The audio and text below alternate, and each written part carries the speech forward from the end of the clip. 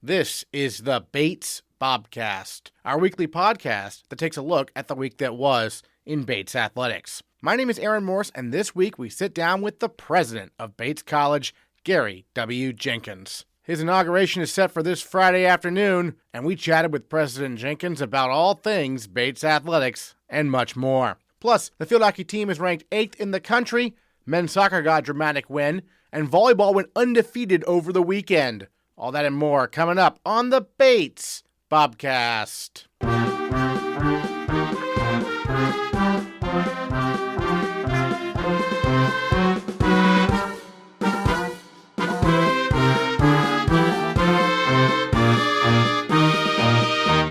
For only the 8th time since the college's founding in 1855, the Bates community will gather to celebrate the inauguration of a new president. This Friday, Garry W. Jenkins will be installed as the college's 9th president and first black president in a ceremony beginning at 2:30 p.m. in Merrill Gymnasium. He will also be in attendance at this Saturday's football game, where he'll participate in the coin toss. But before all that, President Jenkins sat down for his first Bobcast interview. Well, it's a very special episode of the Bobcast because we have President Garry Jenkins joining us. Inauguration is this Friday. And President Jenkins, first of all, thank you so much for joining us. I'm sure you're very excited for Friday's festivities, right? Oh, absolutely. But I'm very excited to be on the Bobcast. I've been listening to it even before I was president, once this possibility came up. So it's a real thrill.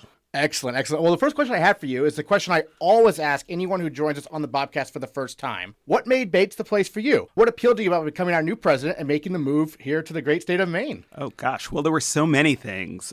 First, I was attracted to, of course, the academic excellence of Bates.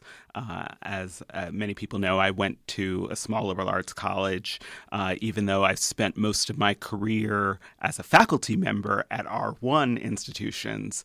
But I believe that there really isn't a better undergraduate experience than a residential small liberal arts college. And Bates is the best of the best.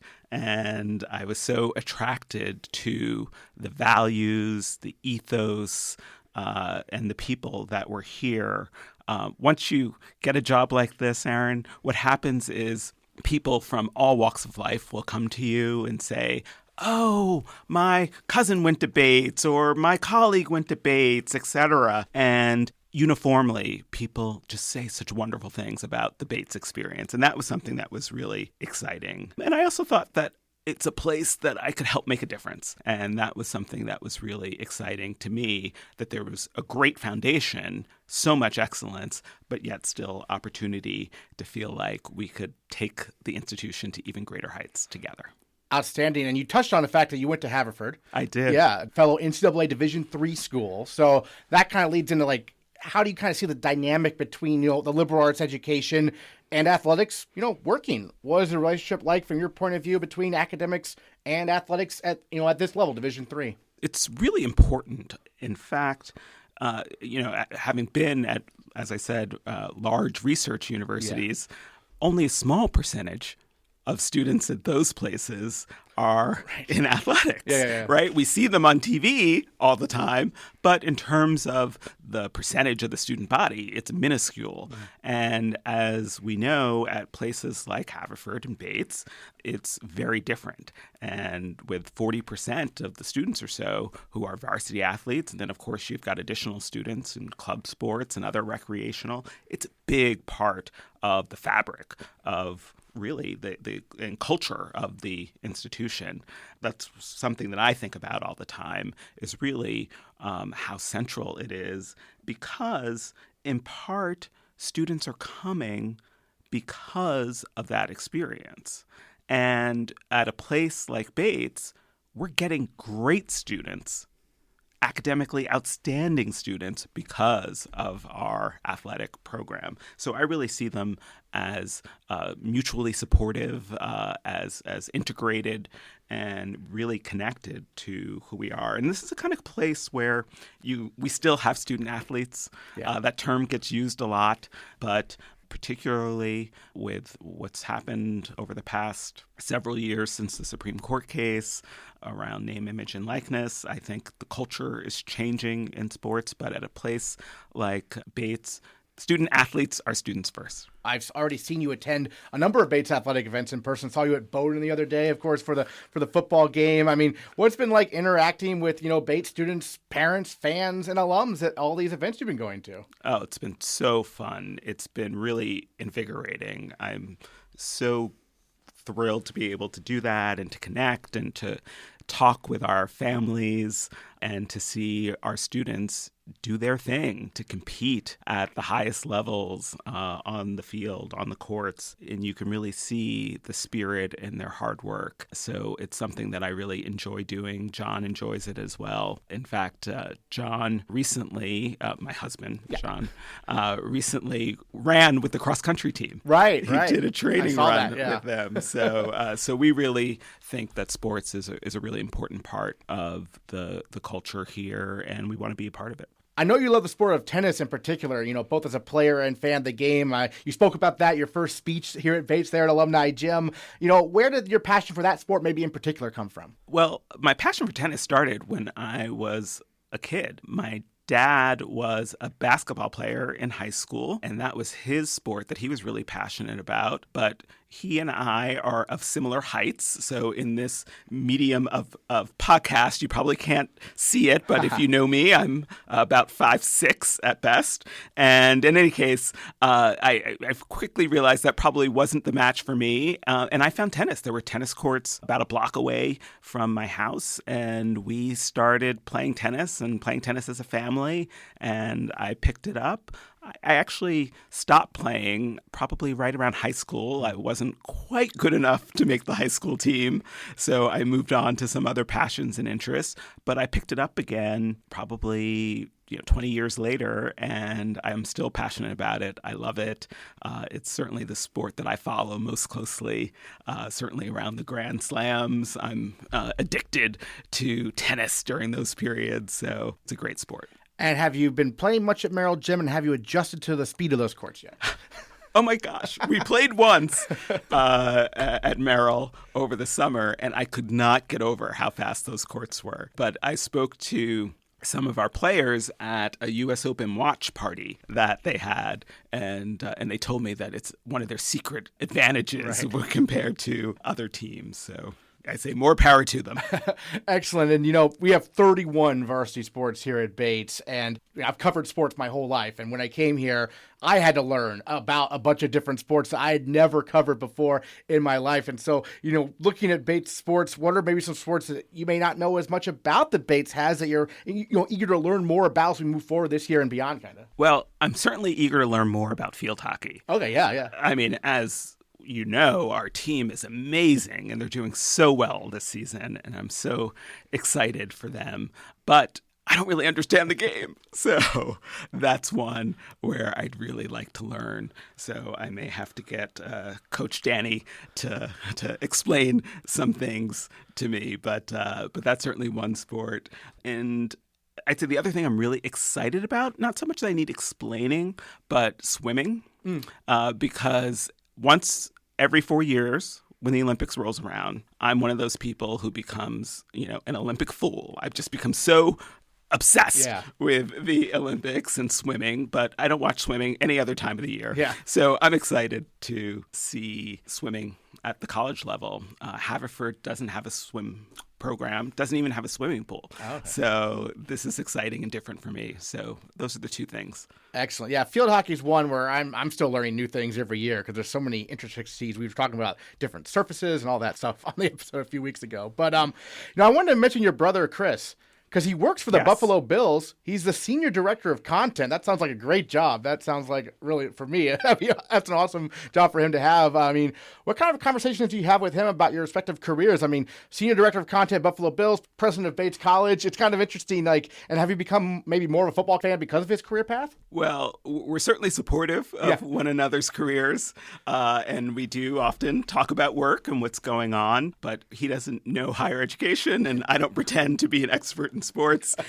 So there are limits, but he's great. He was the director of media relations before he was head of now content and content creation. But he's been with the Bills for, almost 20 years now. It's terrific. He was a soccer player growing up, and he played soccer through college, but he's worked for the NFL and then the Buffalo Bills. So now we're football fans and Buffalo Bills fans specifically. And it turns out that my loyalties can be bought. It's essentially whoever employs my brother. But he's been with the same place, like I said, for nearly 20 years. So now it's the Bills. Can I tell you one funny story? Yes. So when Chris got married, he gave all of his groomsmen autographed helmets of their favorite player in the NFL.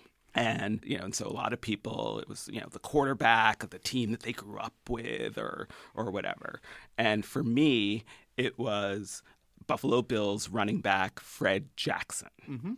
And the reason that it was Fred Jackson, it was because he played his college at Cote College, which is Division III.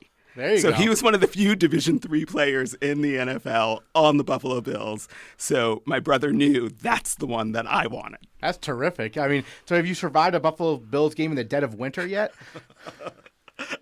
I have not. Oh, okay. And do you plan on it? Probably not. He's so busy during the season that I tend to go visit him during the off season. Gotcha. So many friends will go during the season to visit him, and I just figure, you know what, I'll save my visits for times when you actually have more time. Yeah, it's better to watch football sometimes from the comfort of your own house. Indeed. Based on your conversations, research and experiences so far, what are some of your biggest priorities, from a higher level for Bates athletics in the near future, and beyond? This year is about listening and learning and building relationships. I would say that certainly athletics are really important, clearly going to be one of my top priorities.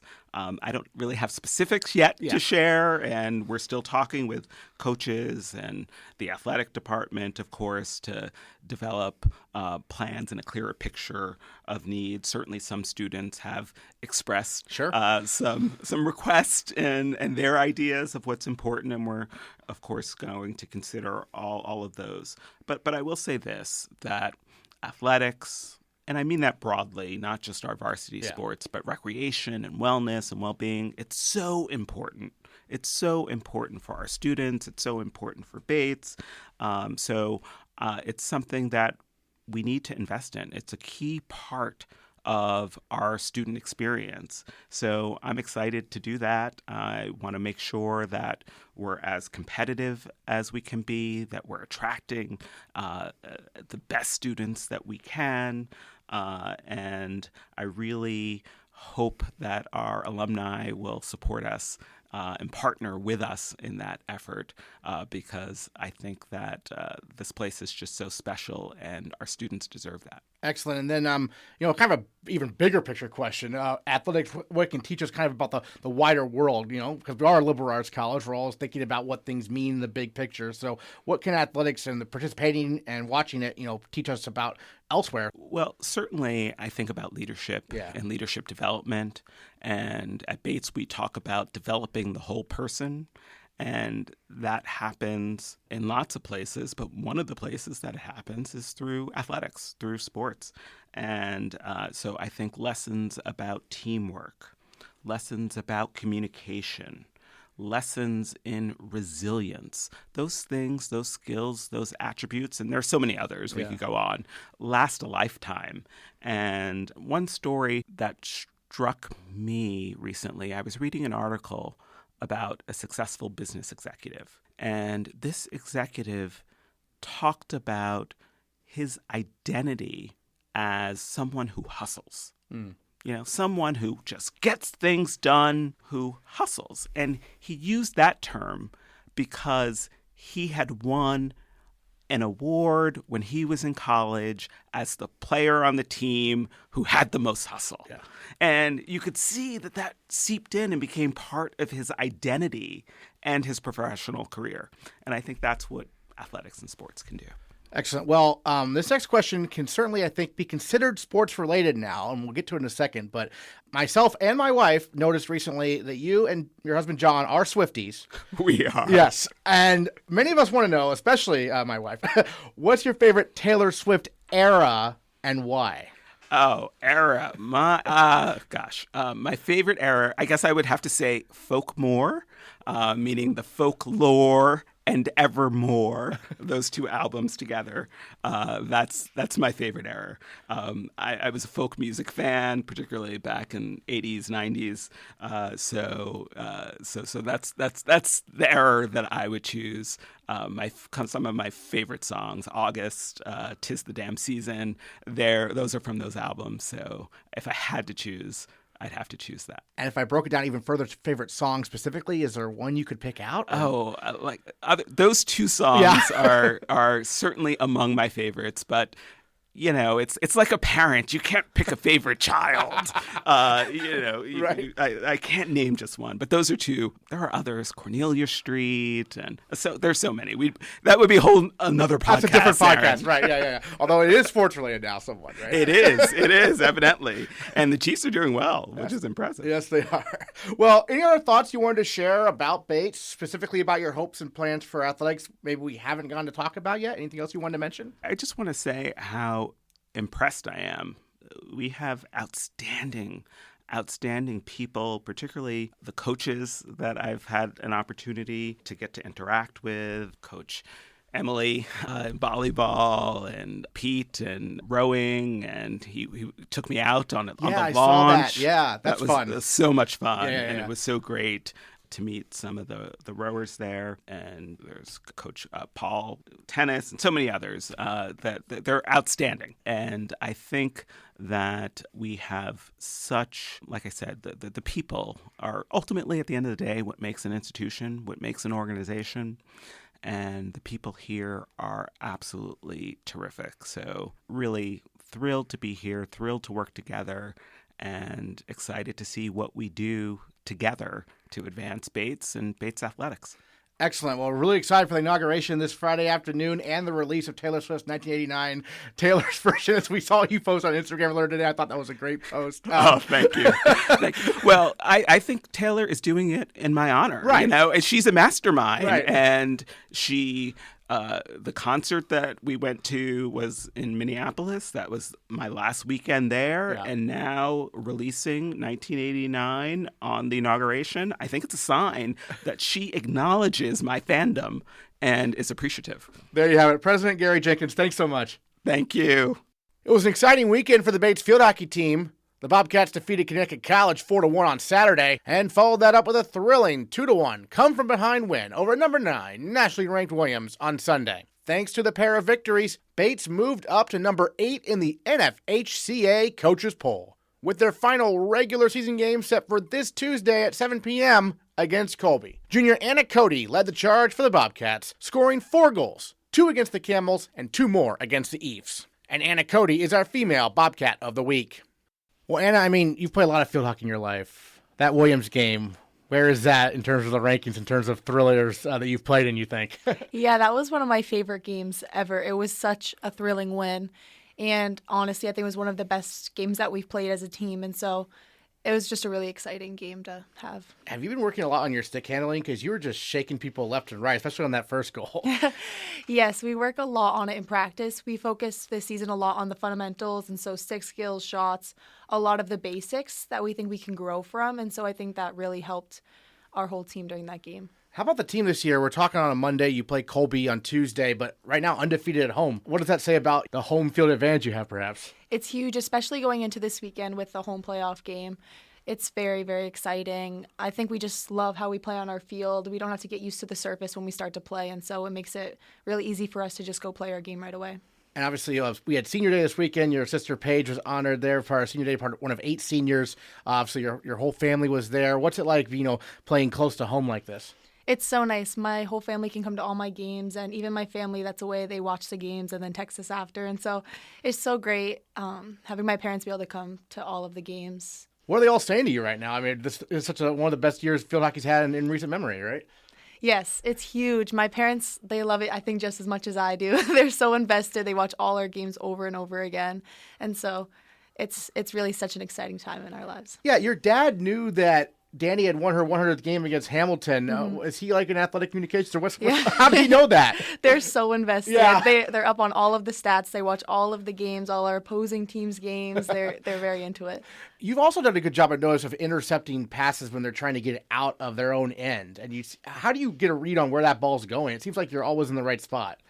Yeah, so a lot of times you just got to watch their body language and see who's behind you. We have a really good style of play in which our defenders talk to our mids who talk to us, and so they'll be telling me where people are behind me at all times. And so I'll sort of know where people are so I can get a read on where they're going to pass the ball. Most likely a NESCAC tournament, a home game coming up. You just got to beat Cote. We're talking on Tuesday. But, I mean, how exciting would that be, not only to have a home game, but to win it and possibly, go to the semifinals a week later? I mean, that'd be the deepest the team has ever gone. Yeah, it'd be very, very exciting. At the beginning of the year, we set like a team goal for the end of the season. It was to have a home playoff game. So it's just really surreal to know that that's just within our grasp and just that we've worked so hard all season and that our goals can come true. So take us through, in a moment in time, you're down 1-0 at halftime to Williams. You thought you'd tied it on Page's shot. Right. And you probably should have based on the replay, but it's okay. So at halftime, what's the message from Coach? What's the message from your teammates? Yeah, our coach was telling us to just get out there, play our game. To start, a lot of our little small passes weren't working, so she was saying to do some of the bigger balls, to look for those, and so that's not usually a type of style that we play in, so it was a little bit risky, but it worked out in our favor, and it started to land, and so we really just had to adapt to what they were giving us, and that worked out really well. Great. And then, you 2 games back-to-back. That's always obviously tricky because you don't want to overlook Connecticut College before you have a big game with Williams. So how do you approach that mentally, taking it that one game at a time, which can probably be difficult when you know such a big showdown's coming, right? Yeah, it is difficult, but we really do take it one game at a time. So we give it our all in con. And then we just really focus on, hydration, fueling ourselves for the next day. And with our sports psychologist, Jamie, she really helps us get ready mentally and gives us good relaxation stuff for the night before. Yeah, because preseason interview with Danny, she mentioned that the whole team is working with a sports psychologist this year. Tell me a little bit about what Jamie has brought to the team, you think. Yeah, she's been a huge help. We meet with her at least once a week, and she just helps us to see where we're at in the season and to look over any obstacles we have, especially because we have been a team that struggles from coming back from being behind. And so I think her help with us has really just shown throughout that game that we could actually do it. I mean, that was obviously a comeback victory there. That's got to give everyone on the team a ton of confidence going forward, right? Yes, definitely. I think it will be a huge help if we ever do find ourselves behind again, knowing like we've done it before, we can come back again. And also, I mean, you have 10 goals to lead the team, but it seems like, Cammie's got a bunch of goals. Paige has a bunch of goals. Maria has a bunch of goals. So it seems like you have so many weapons out there. What's that like to know that it's not all on one person, right? It's so nice knowing that all of our forwards, all of our mids, honestly, everybody on our team has participated in everything and that anyone can get the ball in there. It's nice to know that another team can't come in and just mark up on one person and that just shut down our whole offense. You could take anyone out and we'd still be able to win games. Bates Athletics recently started TikTok, and so I had to get on there. And I actually saw Field Hockey's had one for a while. Yes. And you've been involved with that. So what's it like, bringing that social media to the people there, right? Yeah, I love TikTok, and so do a bunch of our teammates. And so it's been great to get out there, before games and everything and just do dances and have fun. And it's also a great way to just promote Bates Field Hockey. And so maybe some incomings would like to see that and would want to come here because of it. Excellent. And then I guess just any other thoughts you wanted to share on, another big week coming up because we have the Colby game. By the time people are listening to this, Colby game is probably going on. And then you have NESCAC quarterfinals for sure. I mean, any other thoughts you want to share we haven't got to talk about yet? I really want people to come to our game this weekend and on Tuesday. Yeah. It'll be huge on Saturday. It's supposed to be super nice too, great weather. And so we really hope we get a lot of fans out there. All right, Anna Cote, our Bobcat of the week. Thank you so much for joining us on the Bobcast. Really appreciate it. Thank you. The men's soccer team won a 2-1 thriller a week ago over the University of Maine Farmington. With just 2 seconds remaining in the match, junior Tife Agunloye ripped home his team-leading 4th goal of the season, securing the team's 3rd win of the year. And Tife Agunloye is our male Bobcat of the week. Well, Tife, I don't know if I've ever seen a buzzer-beating soccer goal to win a match. But that's what happened last Tuesday against UMF. Just take us through the goal and what you saw in that play. I think the opposing team had a throw-in at the moment, so our keeper came and collected the ball. He threw it out to Caesar, one of our other forwards. He played a ball to Wilson, and I'm on the left side near the sidelines. I could just hear the announcer counting down, and I'm like, it feels like I'm in slow motion right now, and the ball Eventually it falls to me, and I was able to just put my head down and hit it and went in. So it's something I've worked on this summer, just being able to use my left foot. And yeah, it was a great moment. I'm really appreciative that we were able to keep pushing and fighting throughout the game, because that's what Noah had been telling us since day one: just keep fighting and don't let anyone question your heart. So I think our team showed that in that moment. It was a great moment for us. Yeah, it's funny the little things you pick up on social media, but I saw a comment on Instagram from Alex Horsevich, last year's captain, talking about that. That's not your strong foot, right? It's not. No, it's not my strong foot. So tell us how you've developed that. I just continuous practice. I think it was one of my goals coming out of last season to be able to shoot with both feet. I just think it makes you more dangerous as a player. So having that option, it's been helpful these past few games, I'd say. Was that your first goal with your off foot, or have you scored one earlier this year with that? The previous game versus Tufts. Oh, okay. Nice. What else have you been kind of working on this year as a junior, trying to build some momentum going into next season, perhaps? I think the biggest thing for me I've been trying to work on is my leadership. Being an upperclassman now, we had seniors like Alec last year and like Max and Jacob Owowo, all these players that were very vocal and would push us when we needed to. And now having a class of 3 seniors, we don't have that great presence of like 6 or 7 guys always like just being in year about things. So I think me as well as some of the other juniors have just needed to take more accountability and step into that role as leaders. And we have 1 game left. So after this Tuesday, it's now. We just need to keep taking steps in the right direction. Had you ever had a last-second goal like that before? I don't think so. I think we've scored late in the game, like Hamilton last year. We scored with about 40 seconds left, but it's a bit different now because with American soccer, it's like we have a shot clock kind of when it's counting down, and we don't have additional time or like extra time. So it's a bit nerve-wracking and it's a bit interesting in a way. But I think it gave it a bit more thrill. That was in the last 2 seconds of the game, so it was exciting. Yeah, so what was the celebration like with your teammates after that ball rocketed into the net there? I think we were all just kind of shocked. We thought the game was finished. We didn't know they had put 2 seconds back on the clock. Oh, so, right. So we kind of all just ran to the corner. Some of our teammates from the sidelines came over. It was just great. It was a very thrilling, exhilarating experience. It was a great moment for me. It was a lot of joy. Excellent. Now, we were talking a little bit off air. Your twin brother, goes to Bowdoin and plays soccer at Bowdoin. So yes. What are those conversations kind of like? And what was it like growing up with them, both playing soccer? A little competitive rivalry there, perhaps? Absolutely. I think college is the first time we've not played on the same team. So it was always him assisting me or me assisting him. So I think we developed a connection there. But having him now going to Bowdoin and me, Bates, I think it's intensified a bit. He gets to talk a little during Thanksgiving when he comes home a few days late from being in the tournament, and we're like, I'm home already. So it's just, I think it's just extra motivation, especially for next year. I think the team we have, we've been taking steps in the right direction. I think hopefully we'll see them there next year. So. Well, yeah, I mean, you guys have had some close battles this year. I mean, the Bowdoin game, I think, was really close this year, right? Yeah, 1-0. And then Connecticut College the other day was close as well. So what do you think it's going to be, to get you guys over that hump a little bit? Because it's been a lot of 1-goal matches. I think we've just needed to gain experience, and I think we have done that this year. Our team is relatively young, a lot of freshmen, sophomores, who haven't played as many NESCAC games as like our seniors. So I think it's just experience, and we have the pieces, we have the players. They're all great, and I, like myself included, we all get a bit nervous still.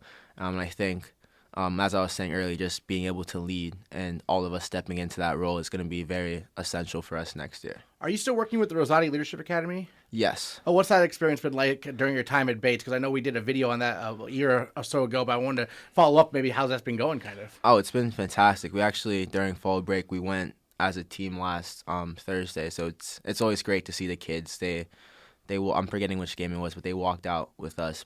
I don't think it was UMF, but they walked out with us before one of the games, which was really nice. And yeah, CW, our goalkeeper coach, is also a part of that program, and it's really nice seeing his face every day, and it's great to interact with the kids, and just them seeing you as role models is a really special feeling. So, what are some things maybe you talk to them about and stuff? Oh, they're always talking soccer. They're always like, I want to like attack versus that kid, or I want that kid to defend me. So it's really fun. It's a little competitive. They're always poking jokes at you. So it's really like having a little brother, which is very nice. Excellent. So you touched on this. One game left here. It's Colby. It's Tuesday. So by the time people listen to this interview, the match will probably be going on or maybe concluded. But what are some maybe goals you have in mind for this final match in terms of finishing the season strong with a victory? The biggest thing for me is just leaving it all out there. Yeah. We have a few seniors, which I've loved playing with, Saba and Hanky, Ross and Harry Corman. I all feel like those some of my greatest friends off the field. So I think with it being their last game, my goal is to play for them tomorrow, and let's get a victory. Push our gives a stepping stone for next season, and be able to just celebrate the progress we've been through together. The volleyball team went 2-0 over the weekend, and sophomore Ellie Asada notched 8 digs, 3 service aces, and 3 assists in a 3-0 win over Emmanuel on Saturday. The libero followed up with a match-high 15 digs, 2 service aces, and 4 assists in a 3-0 win over Colby Sawyer, capping off a perfect day for the Bobcats. Well, Ellie, great weekend for the Bobcat volleyball team. Couple victories there on the road. Take us through those matches. What was working so well for the team, you think? I just thought we stayed consistent throughout both games, which was really nice. And then our energy level was pretty high throughout the game, so I thought that kept us going. And, a lot of momentum was on our side, so that helped, yeah. Now, when it comes to energy, you're pretty energetic yourself. How do you try to feed that throughout the game? How do you try to spread to your teammates? I just do my best to hype everybody up whenever they get a good dig, good pass, or a kill, especially kills and aces, get them all hyped up and fired up. Do my best, yeah. Great. Now you play a very interesting position, libero.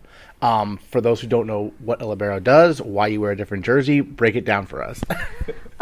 Basically, I'm in charge of the defense, and I'm the main defender on our team, and the different colored jersey just means I can come in and out of the court without a substitution. And, basically, I play for our middles on the court, which is, the tallest player on the team and, the front row player. And I just play their back row for, the whole game, yeah. Great. And when did you first start playing that position growing up?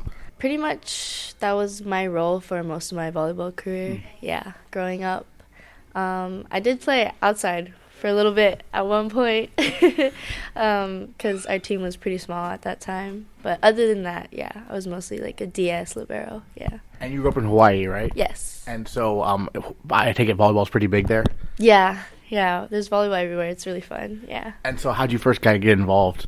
My sister started playing before me, and so I kind of grew up in the gym almost because I would always be at the practices running around when I was small. And then they kind of brought me in the club, and I started playing from there, yeah. And here at Bates, there's multiple Hawaiians on the team. What's that like, having people from your state? It's really nice, actually. It's a little bit of home here. We can relate to each other, and whenever we're feeling homesick, we'll just talk about it and pick each other up, which is really nice. And coming from Hawaii, what made Bates kind of the place for you, coming all the way across the country, literally, to the far northeast? Yeah, well, I was kind of looking at East Coast schools, and because for me, I wanted to leave the island and just be away for a little bit because I wanted to experience new things. Because last year was actually my first time experiencing all 4 seasons, and I thought that was really cool. And now fall is one of my favorite seasons because it's so pretty. But yeah, and Bates was just one of the better academic schools that I was talking to as well. And I also heard Amy was coming up too, so why not? So I was yeah, I'll come up to Maine. Yeah. Did you play with or against Amy in high school or anything? Yeah, we actually played on the same club team. Oh, great. Yeah, so it was really nice, yeah. Yeah, so what's that like, having someone who you've played with for so long, still be on your team here in college? It's really nice because I can talk to her immediately when we first came in, and we were a little scared. Everybody at first, nervous freshmen, but we had each other, which was nice, and we can always talk to each other and keep each other accountable. And she's a sister, so it's really nice, yeah. And she's having quite the season. I mean, what's it like seeing her having so much success? I know, it's really nice to see her play so well, and she's my go-to hitter for the most part, and seeing her making all those kills is makes me proud. It makes me want to work harder too, so it's really nice. Yeah. Excellent. So you've got a few more matches here. They're on the road. So what are your thoughts on trying to get a few NESCAC victories here this weekend? I'm just gonna try to do my best to do my job and support my team and keep them going and see where it goes from there. Great. What are your thoughts you want to share on this past weekend or the season so far we haven't got to talk about yet? Hopefully we can bring the same energy and power that we had, like, and fire that we had, like, from the last couple of games into these new games upcoming, which is nice. Excellent. And folks, if you haven't got a chance yet, it's on our YouTube page. We mic'd up Ellie for a recent practice, and it's been on there for a few weeks. But you all should check that out. Did you enjoy that experience being mic'd up? It was a new experience for sure, but I hope people enjoyed it, I guess. It was definitely very entertaining. Thanks so much, Ellie. Really appreciate you joining us on the Bobcast here today. No problem. Anytime. The football team fell 48-7 last Saturday against Middlebury, but the Bobcats get a chance to bounce back at home this Saturday at 1 p.m. when they host the Williams College Eafs. Head coach Matt Coyne joins the Bobcast for his weekly interview. Well, Coach, obviously Middlebury, you knew they were a good team. They just beat Trinity the week before. I mean, what did you see from you guys? Obviously a long road trip, a tough one there against the Panthers. Yeah, I think, obviously Middlebury's a very, very experienced, very good team. I mean, that's a championship team, and, I think they'll be competing for it in that last week of the season, when they play Tufts. And, really they just got on us physically. They were better than us, and, we just we weren't able to sort of match that, level from the beginning of the game. And it was pretty, just disappointing just that it piled up pretty quick on us. It sort of turned into a game where we couldn't come out of it. Now, this was really the first extended playing time for Seneca Moore, I feel like, this year. He's definitely been in some packages throughout the season, pretty much every game, but really got a lot of experience. Ran for quite a few yards out of the quarterback spot. What did you see from him and against one of the better teams you'll play this year? Yeah, I think it was, that was one of the few bright spots on the day. I think, Seneca getting out there, obviously very tough situation. Colton got a little banged up there in the beginning of the game on the second or third play. But we know the potential that Seneca has, and I think that you got to see a little bit of the athleticism. And obviously there's a lot of growth that needs to be made there at that position. It's a very difficult position to play very early on, especially as a first year. But, just seeing him, be able to make some things out of nothing. And obviously we have to shore up some things because there was a couple errant throws there that, could have went the other way. But ultimately, that's one of the best defenses in the league. I think 9 of the 11 are seniors. Two guys are juniors. A few fifth years in there. So I mean, that's a tough defense to go against, and to see him excel in some of those areas shows a bright spot for the future for him. And Colton was able to come back. It looked like he threw a touchdown pass to Stephen Garrett. So take us through how he was able to battle through, I guess, some early injuries there. Yeah, he just got a little banged up there in the leg, and he worked through it, and obviously. Was able to come in and out and be able to execute some of the throws, but definitely was something that limited him. And really towards the second half there, we thought it was best to sort of limit him and try to preserve him, and didn't want to enhance that injury, and also just let some of our guys play. A game like that, is there a lot you can learn from it, or is it just more like, we're just going to move on now to Williams, and this is kind of an outlier? Because I feel like the other games have been very competitive, and that one was a little bit different. Yeah, I think you learn more from your losses than you do the wins. Mm-hmm. And I think when a team gets on you and sort of whoops up on you a little bit like that, it just goes through the adversity that we're dealing with throughout this season. I think you have to learn sort of, again, how focused and how meticulous you have to be with your preparation and understanding when you're going up against a team of that caliber.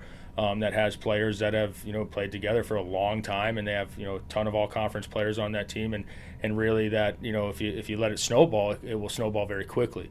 But ultimately, yeah, you ran into a buzzsaw there, and you got to regroup, you got to refocus, and get ready for Williams, who's another good team, but definitely a game that we feel we can compete and win it. Yeah, Williams coming to town this Saturday.